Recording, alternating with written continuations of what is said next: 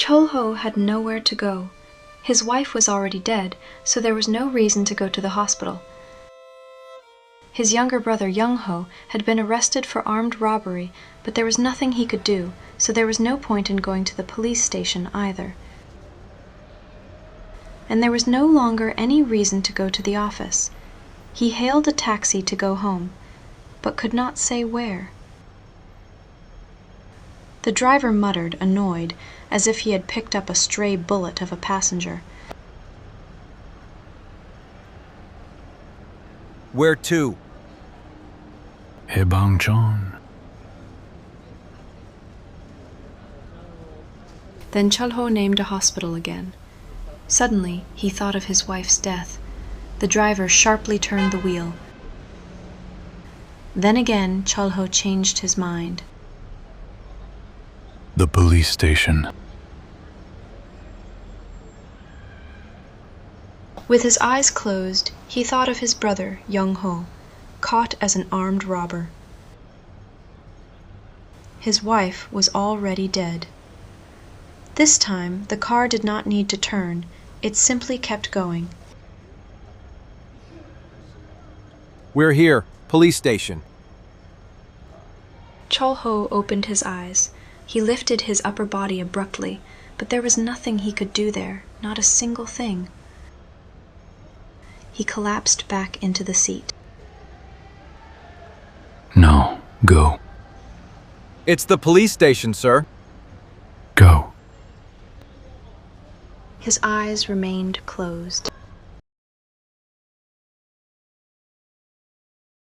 1. Cheol-ho, who worked as a clerk in an accounting office, sat there until the cleaning girl told him to leave. He dipped his ink-stained hands into water. The ink spread, and to him it looked like blood. His reflection in the basin resembled a primitive man, holding a stone axe, wandering all day in the forest for the family he had left behind in a cave. What should a hunter aim for? A bear? Not enough courage. A wild boar? Not enough strength. A deer? Too fast. A pheasant? It flies. A rabbit? A rabbit. Yes.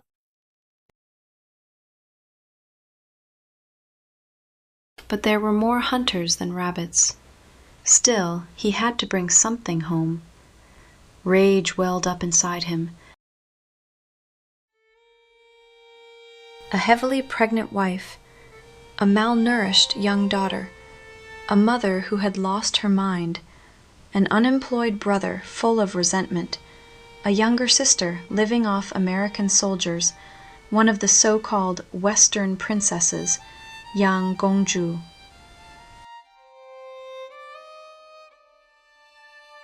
Published in October 1959 in Modern Literature, Beom-seon's short story, Stray Bullet, is considered the essence of Korean realism, vividly capturing the bleak reality of post-war Korea.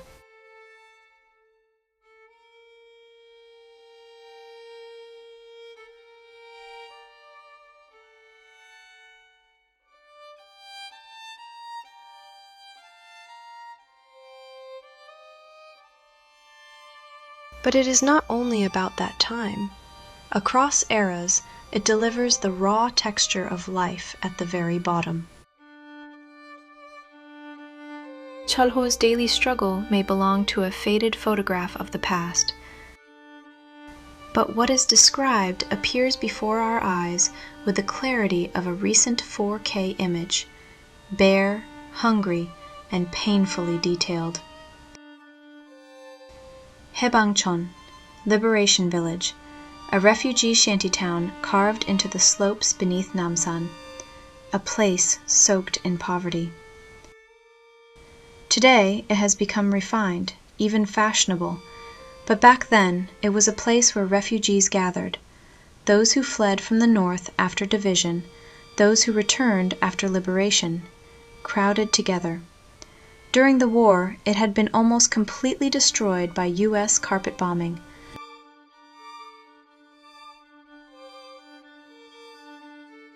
Two.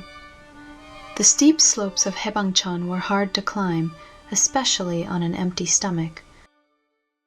To save tram fare, Cheol-ho often walked nearly 10 ri, about 4 kilometers from Jongno, where his office was, to this shanty town. Rows of makeshift roofs stitched together from ration boxes, slippery alleys mixed with discarded rice water and coal ash. He climbed up to the upper room and collapsed against the wall. It felt as if a lump of lead pressed down on his chest.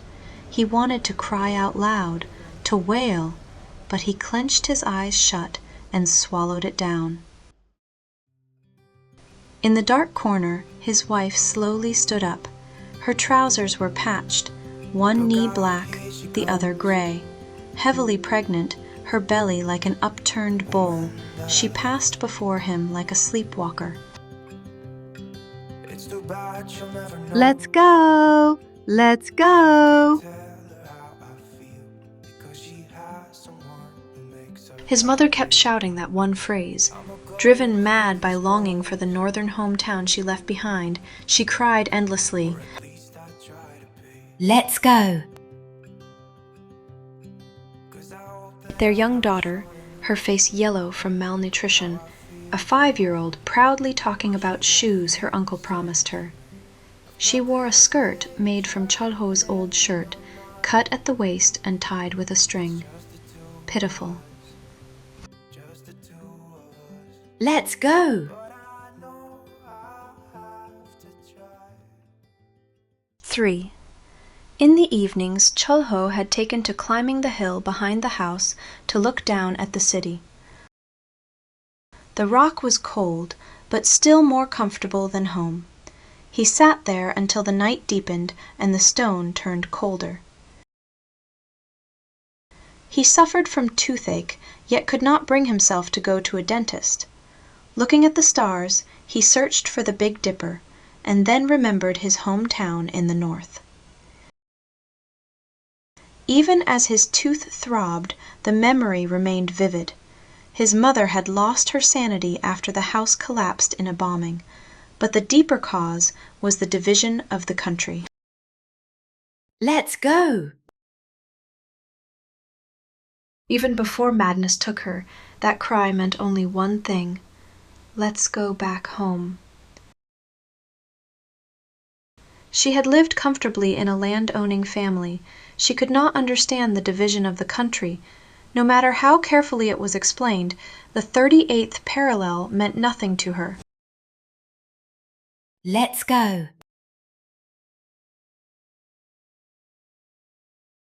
She wanted to die only after returning home. Is this a place for people to live? Not for a day or two. This. With a sigh, she would strike her knees and collapse. Each time, Cheol-ho said, Mom, at least the South is free, isn't it? I don't know. I don't understand. The 38th parallel, what is it? Did they build a wall that reaches the sky? Who is stopping me from going back to my own home? Explaining freedom to her was far harder than explaining the 38th parallel.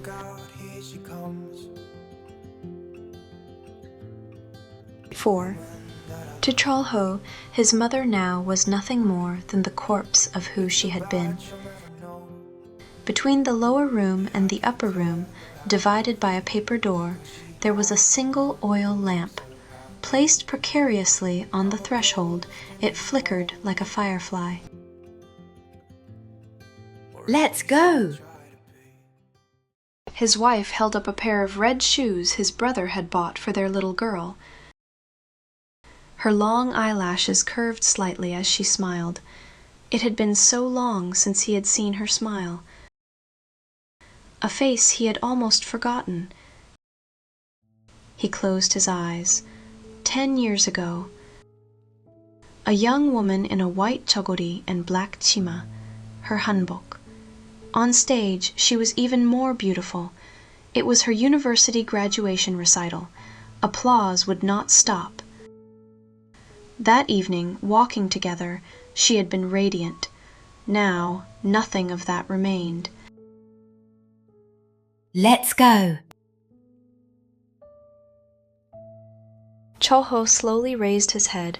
On the opposite wall, papered with old newspapers, his wife's shadow loomed large. Hunched like a cripple, her tangled hair made the shadow look monstrous. 5. His younger brother Young-ho, when drunk, would complain endlessly. Let's live like human beings. Let's live like others do. Unemployed for over 2 years since discharge, he resented his brother's rigid, suffocating morality. Cheol-ho smoked silently, a cheap blue bird cigarette, crumpled and dry. Even in hunger, men smoked in those days. Let's go. Here, smoke this. Young-ho offered a long American cigarette. Though unemployed, he drank every day, smoked American cigarettes, and rode taxis. Cheol-ho looked at him with disdain. Why should we suffocate inside this narrow fence of conscience? What is law? Isn't it just an agreement between people? You can't even treat your toothache.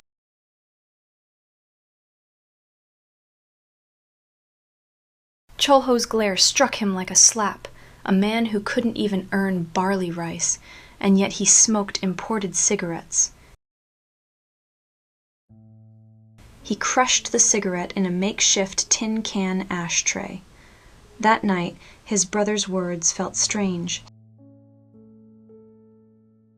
Throw away conscience. Throw away the law.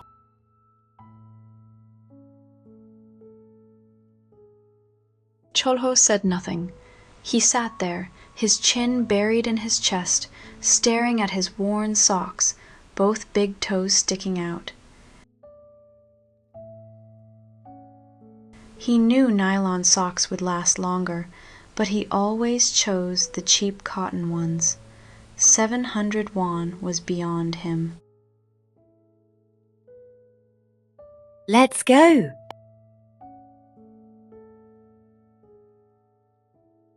From the alley came the sharp click of high heels. Late at night, his younger sister, Myung-suk, returned home. She took off her blouse and skirt and lay down in the lower room, pulling a blanket over herself. Cheol-ho suddenly recalled something he had once seen on his way home. Looking out from a tram, he had seen her. She was sitting beside an American soldier in a jeep. The passengers in the tram had jeered at her in contempt. Right there, just beneath Cheol-ho's chin, the soldier, one hand on the wheel, had casually slipped his other arm around her waist. Still, she's dressed up. What? Because she's wearing sunglasses? Pretty high class for her kind. No capital either. Think she'll ever get married? Huh. Something rose up inside Cheol-ho. It was not only sorrow. Something like a lump of charcoal swelled up and blocked his throat. It made his head spin. From that day on, he did not speak a single word to his sister, and she too pretended not to see him.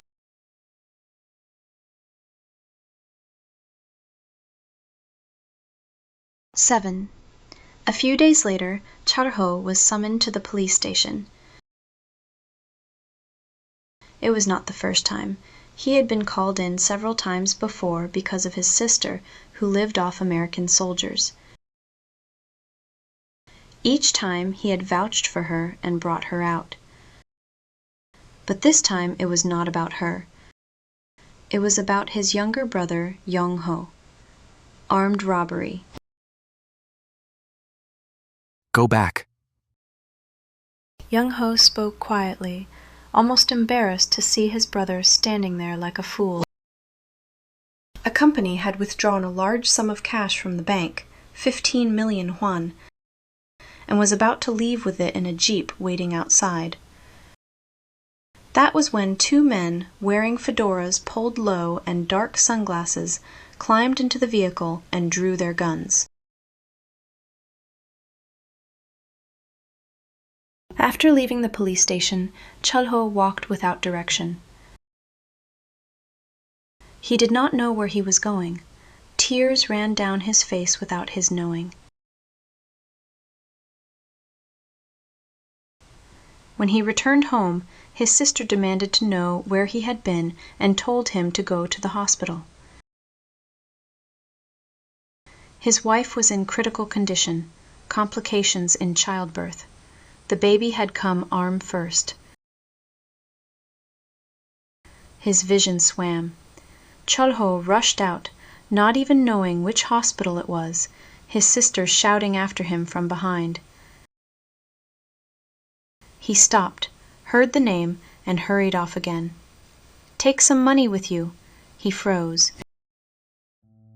"Here, take it." She took money out of her handbag and threw a bundle of bills onto the floor. She turned away again, busy with her bag. Cheol-ho stared at her back. His eyes fell on her heel. Her nylon stocking was torn open, a hole the size of an egg. For some reason, he felt something clean in that torn heel. For the first time in a long while, a very long while, he felt an older brother's affection for her. Let's go!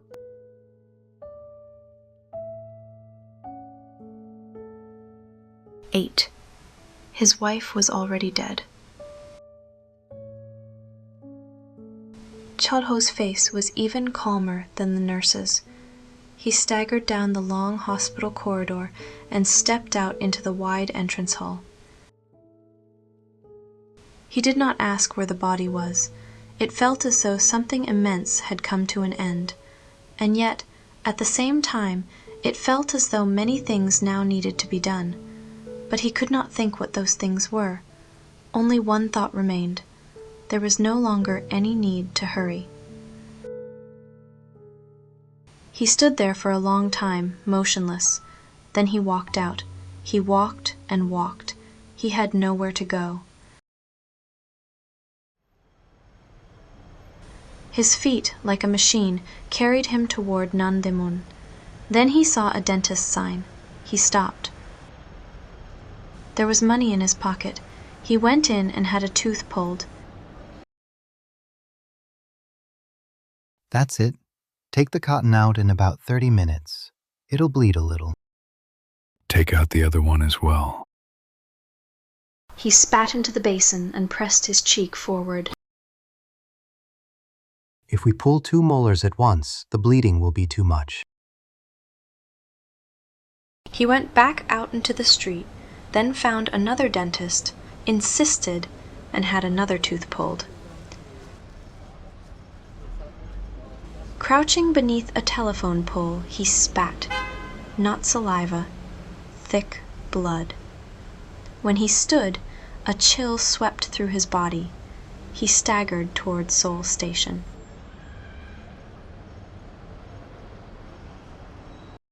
Where was he going?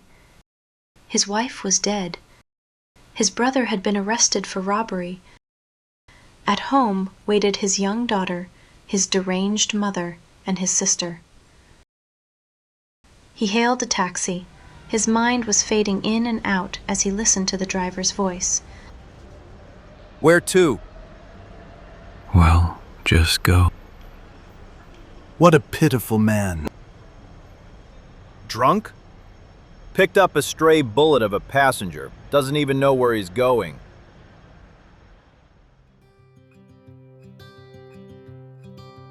A son, a husband, a father, a brother, a clerk in an accounting office. Too many roles. Far too many. Yes. Perhaps I am, as you say, a stray bullet fired by the Creator. I truly do not know where I am supposed to go. And yet, I must go somewhere. 'Cause I hope that I'm not showing how I feel for her.